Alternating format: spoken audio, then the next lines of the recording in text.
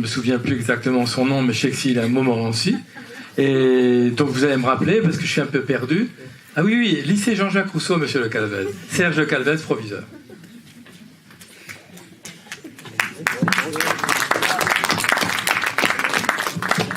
Bien, je suis désolé d'être arrivé un petit peu en retard, mais le temps est très occupé en ce moment avec un certain nombre de choses qu'on fait au lycée. Donc je vois que j'ai loupé un certain nombre de choses.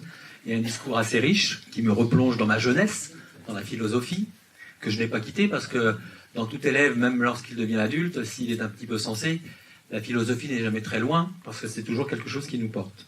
Je vois quelques professeurs dans la salle aussi, sur qui je peux compter aussi, pour que nous soyons associés à un certain nombre de choses qui se passent. Diderot, d'Alembert, j'ai couché quelques mots parce que sinon j'aurais eu un petit peu de mal à me souvenir tout ce que j'aurais eu à dire. Diderot, d'Alembert, Montesquieu. On a un lycée Montesquieu à Herblay. Mais la grosse différence, c'est qu'on a un lycée Jean-Jacques Rousseau à Montmorency où a vécu Jean-Jacques Rousseau. Diderot est allé chez Catherine II de Russie. Rousseau, lui, il est allé à Genève, puisqu'il était genevois, à Ermenonville à un moment de sa vie, et il est passé par Jean-Jacques Rousseau. Il y a même une rue Émile à Jean-Jacques Rousseau. Et c'est un des triangles des rues qui entourent le lycée. 1756, rédaction du contrat social, 1762, sa publication, il est à Montmorency. Donc comment ne pas avoir un lien et une pensée, on va dire, pour Jean-Jacques Rousseau, dont le lycée porte un nom emblématique. Formidable pensée en avant qui propose l'équilibre entre la liberté de chacun, ça a été bien mieux dit que moi tout à l'heure, et la soumission volontaire à l'intérêt général. Le mot soumission étant à prendre dans le contexte du contrat, c'est pas une soumission imposée, mais c'est une soumission contractuelle. Émile, ou l'éducation, et cette fois-ci c'est un idéal qui résonne à nos cœurs, nous enseignants, nous éducateurs, un programme et un projet réfléchi qui assure l'encadrement éducatif de la jeunesse adulte qui se part de bienveillance et de confiance en cette jeunesse. C'est très actuel parce qu'on peut se poser la question de savoir, je ne vais pas faire un discours politique, vous imaginez bien, mais quelquefois on entend des discours sur la jeunesse qui sont un petit peu, comment dirais-je, inquiétants. Hein. Est-ce que nous, éducateurs, on n'a pas un rôle à jouer par rapport à cette confiance qu'on doit relever avec la jeunesse, même si quelquefois elle est un peu potache. Donc, cette jeunesse, dont on a l'espoir qu'elle fait partie aussi de celle qui contribuera elle-même à sa propre éducation. Tout à l'heure, ça a été dit, développé bien mieux que moi. Ça, c'est aussi un pari particulier. Que ce soit pour le contrat social ou pour l'Émile et l'éducation, pour le lycée Jean-Jacques Rousseau de Montmorency, il y a là une fierté très grande et une mémoire de filiation. La présence du musée Jean-Jacques Rousseau, la volonté du service culturel de la mairie de Montmorency de s'engager aussi dans cet aspect mémoriel de Jean-Jacques Rousseau, notre candidature en tant que lycée auprès de la DRAC, c'est-à-dire le service d'action culturelle du rectorat de Versailles, en nous associant avec un metteur en scène et acteur et des professeurs dont je sais que certains et certaines sont dans la salle, autour de la thématique de Jean-Jacques Rousseau, avec des professeurs volontaires et des classes qui participeront à un projet dont le support sera Jean-Jacques Rousseau, et on verra quel est le sujet de cette philosophie empruntera ce travail, puisqu'il y a des professeurs qui vont avoir à tracer des lignes et à tracer des projets en même temps que le metteur en scène va nous aider à travailler sur ce sujet. Un contact avec l'association Rousseau à Montmorency, donc j'ai vu, et je sais que ce soir ils sont organisateurs aussi de la soirée, je les avais rencontrés avec plaisir, et je crois qu'ils ont été, ils ont vu qu'on était très très en écoute de leurs propositions et de leur on va dire, de leur volonté d'activité. Une activité théâtrale au lycée lui-même qui existe déjà dans le cadre de la maison des lycéens, et je sais que des contacts ont été pris dès cette année, même si les thèmes jusqu'à maintenant n'étaient pas Jean-Jacques Rousseau, il n'est pas exclu que la thématique Jean-Jacques Rousseau n'entre pas non plus par la petite porte ou la grande porte de l'activité théâtrale du lycée. Un atelier de philo, Madame Maucan a mis ça en place cette année, et quand on étudie les philosophes, il est un petit peu impossible de ne pas envisager, bien sûr on parle de Kant, on parle de Nietzsche, mais invariablement on parle de Rousseau.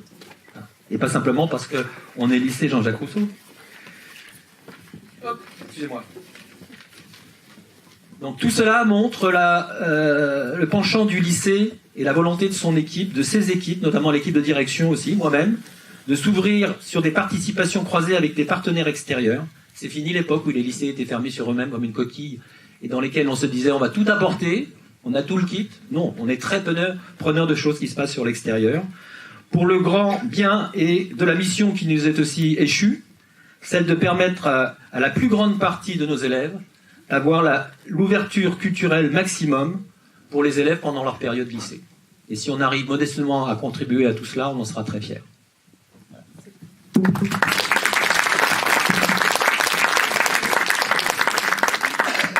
Donc la suite, c'est vous. Hein. Donc comment ça se passe hein pratiquement, comment... Lecture de texte. Bien présenter ton travail.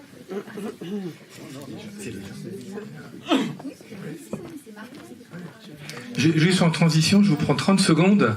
J'ai entendu le mot volonté générale et puis le mot politique.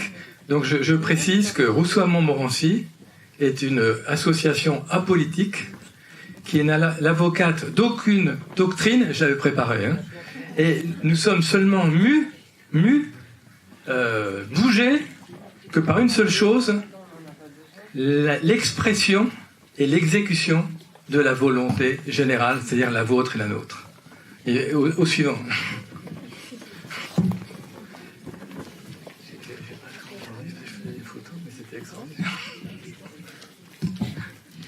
Bien, bonsoir. Bonjour, je ne sais plus. Je vais vous présenter quelques lycéens du lycée Jean-Jacques Rousseau, comme vous l'avez compris. Ils vont vous lire quelques textes. Le contrat social, enfin, pas en entier, hein, juste des tout petits passages. Et puis des textes sur le théâtre aussi, sur la femme.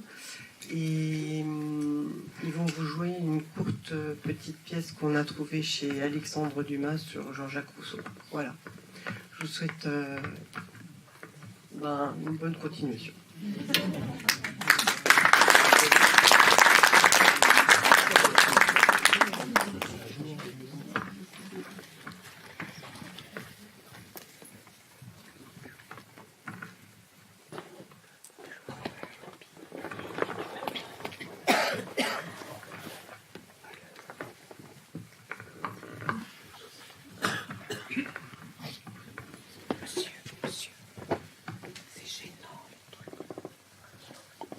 Le premier qui, ayant enclos un terrain, s'avisa de dire « Ceci est à moi !» et trouva des gens assez simples pour le croire, fut le vrai fondateur de la société civile. Que de crimes, de guerres, de meurtres, que de misères et d'horreurs n'eût point épargné au genre humain d'écouter au genre humain celui qui, arrachant les pieux ou comblant le fossé, eût crié à ses semblables « Gardez-vous d'écouter cet imposteur. Vous êtes perdus si vous oubliez que les fruits sont à tous et que la terre n'est à personne. » Cette idée de propriété, dépendant de beaucoup d'idées antérieures qui n'ont pu naître que successivement, ne se forma pas tout d'un coup dans l'esprit humain.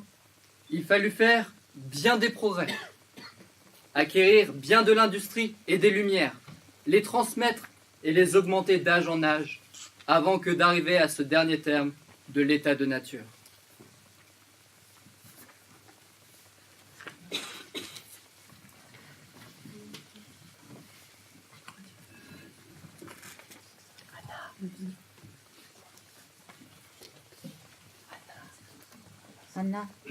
Anna, c'est à toi.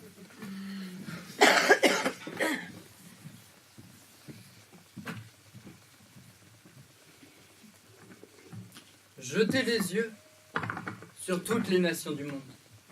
Parcourez toutes les histoires.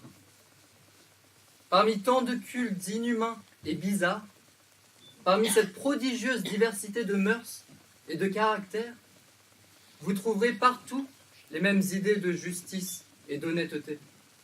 Partout, les mêmes notions de bien et de mal. L'ancien paganisme enfanta des dieux abominables qu'on eût punis ici-bas comme des scélérats et qui n'offraient pour tableau du bonheur suprême que des forfaits à commettre et des passions à contenter. Il est, au fond des âmes, un principe inné de justice et de vertu, sur lequel, malgré nos propres maximes, nous jugeons nos actions et celles d'autrui comme bonnes ou mauvaises. Et c'est à ce principe que je donne le nom de conscience. Mon dessein n'est pas d'entrer ici dans des discussions métaphysiques qui passent ma portée et la vôtre, et qui, dans le fond, ne mènent à rien. Je vous ai déjà dit que je ne voulais pas philosopher avec vous, mais vous aider à consulter votre cœur. Quand tous les philosophes du monde prouveraient que j'ai tort, si vous sentez que j'ai raison, je n'en veux pas davantage. Conscience, Conscience, instinct divin, immortelle et céleste voix, guide assuré d'un être ignorant et borné, mais intelligent et libre. juge infaillible du bien et du mal, qui rend l'homme semblable à Dieu, c'est toi qui fais l'excellence de sa nature et la moralité de ses actions. Sans toi, je ne sens rien en moi qui m'élève au-dessus des bêtes, que le triste privilège de m'égarer d'erreur en erreur, à l'aide d'un entendement sans règle et d'une raison sans principe.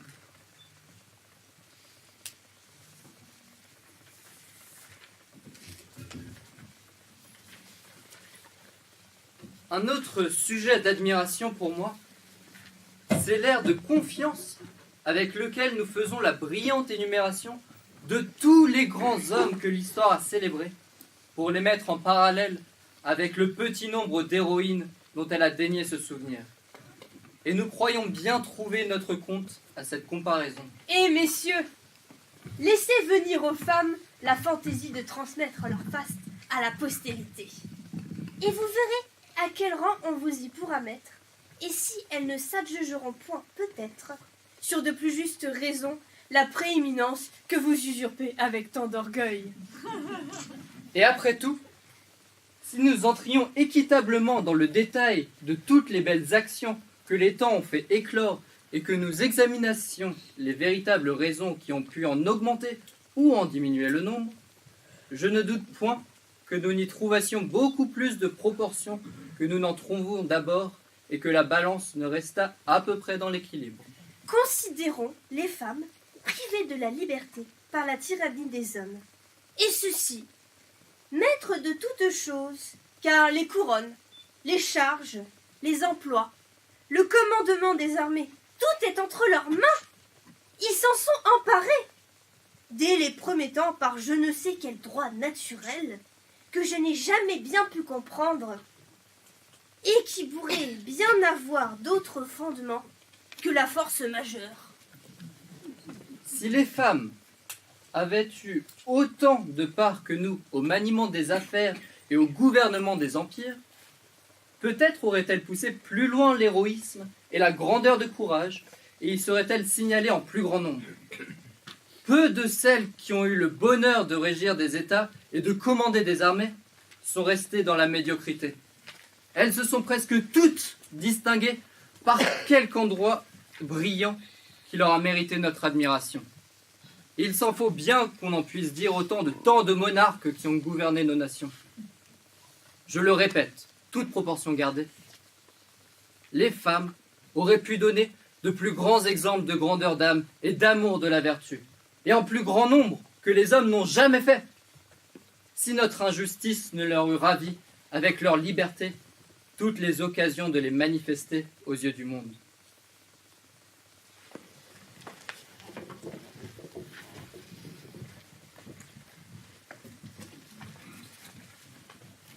Le plus fort n'est jamais assez fort pour être toujours le maître, s'il ne transforme sa force en droit et l'obéissance en devoir.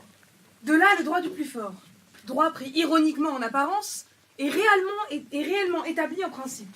Mais ne nous expliquera-t-on jamais ce mot ?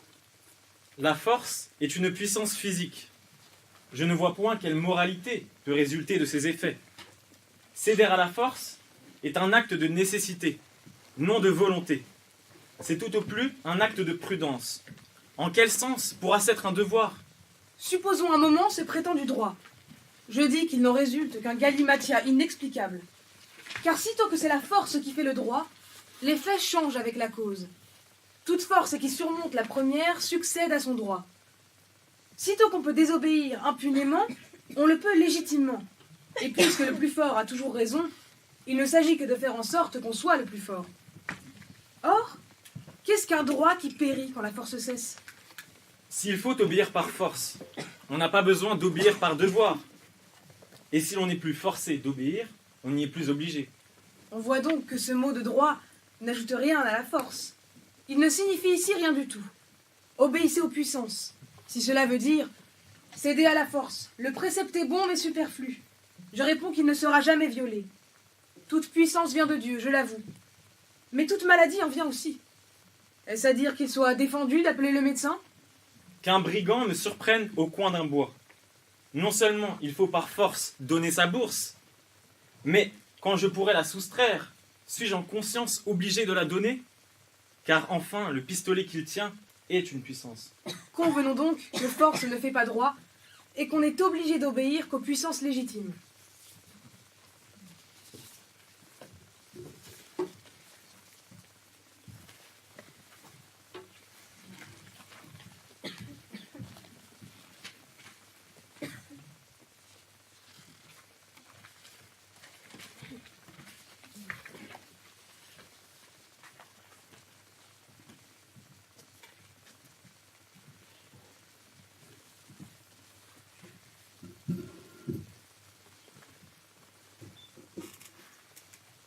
Et le lieutenant de police tira un premier papier du portefeuille.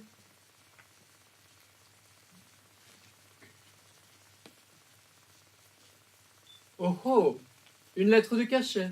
Oui, sire. Et contre qui? Votre Majesté peut voir.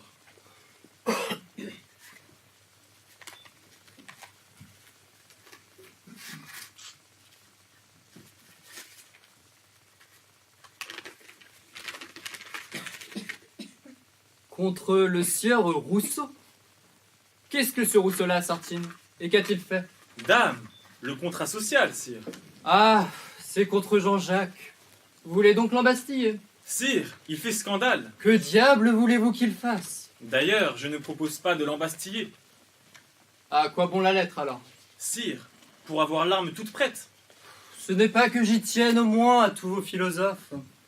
Et votre Majesté a bien raison de n'y pas tenir. Mais on crierait, voyez-vous. D'ailleurs, je croyais que l'on avait autorisé sa présence à Paris. Toléré, sire, mais à la condition qu'il ne se montrerait pas. Et il se montre Il ne fait que cela. dans son costume arménien. Oh non, sire, nous lui avons fait signifier de le quitter. Et il a obéi.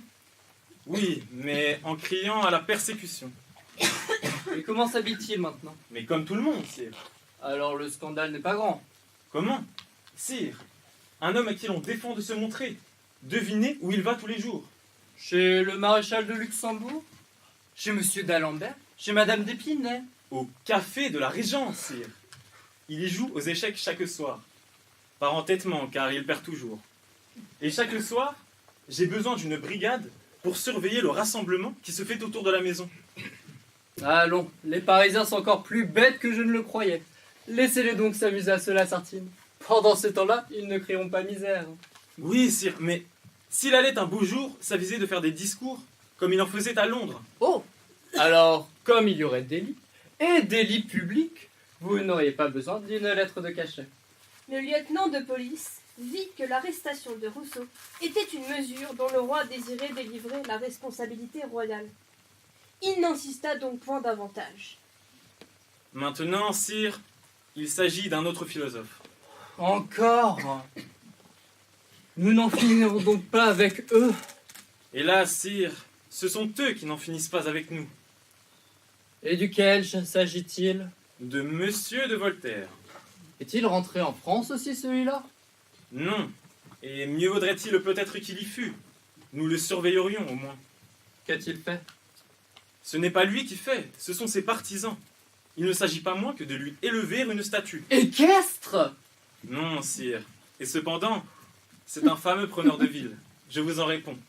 Louis XV haussa des épaules.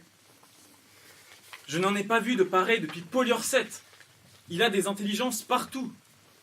Les premiers de votre royaume se font contrebandier pour introduire ces livres. J'en ai saisi l'autre jour 8 caisses pleines. 2 étaient à l'adresse de Monsieur de Choiseul. Il est très amusant. En attendant, sire, remarquez que l'on fait pour lui ce que l'on fait pour les rois. On lui vote une statue. On ne vote pas de statue au roi, Sartine. Il se les vote.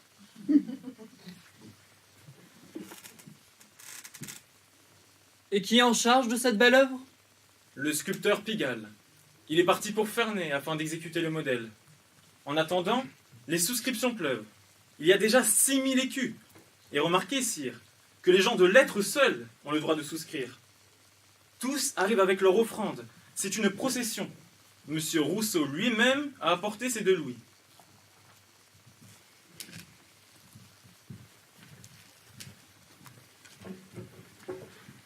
Mon avis est donc, et je l'ai déjà dit plus d'une fois, de laisser subsister et même d'entretenir avec soin les académies, les collèges, les universités, les bibliothèques, les spectacles et tous les autres amusements qui peuvent faire quelque diversion à la méchanceté des hommes et les empêcher d'occuper leur oisiveté à des choses plus dangereuses.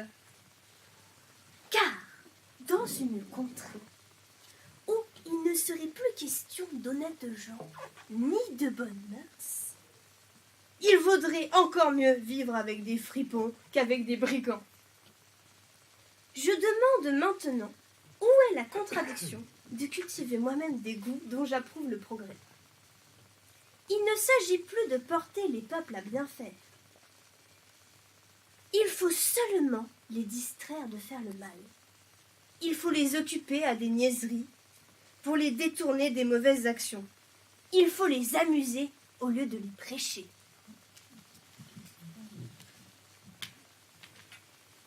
Si mes écrits ont élevé le petit nombre des bons, je leur ai fait tout le bien qui dépendait de moi. Et c'est peut-être les servir utilement encore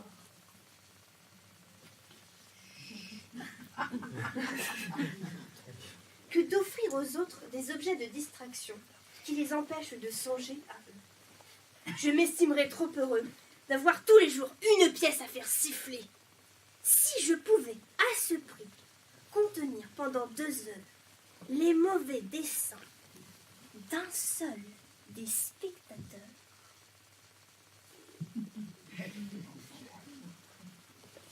et sauver l'honneur de la fille ou de la femme de son ami, le secret de son confident, la fortune de son créancier. Lorsqu'il n'y a plus de bonnes mœurs, il ne faut songer qu'à la police. Et l'on fait assez que la musique et les spectacles en sont un des plus importants objets.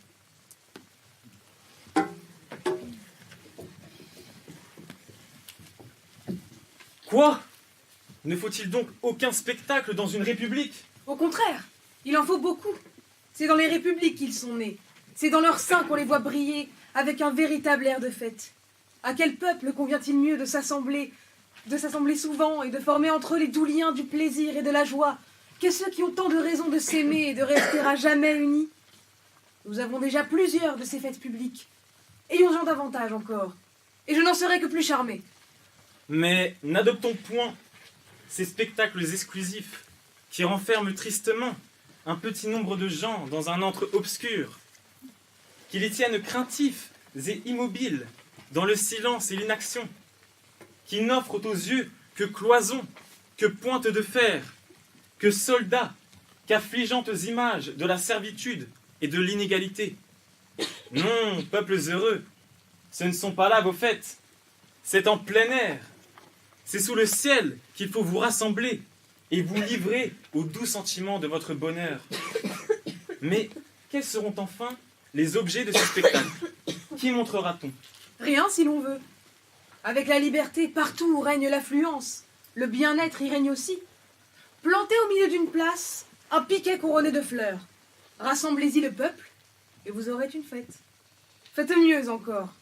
Donnez les spectateurs en spectacle. Rendez-les acteurs eux-mêmes. Faites que chacun se voie et s'aime dans les autres.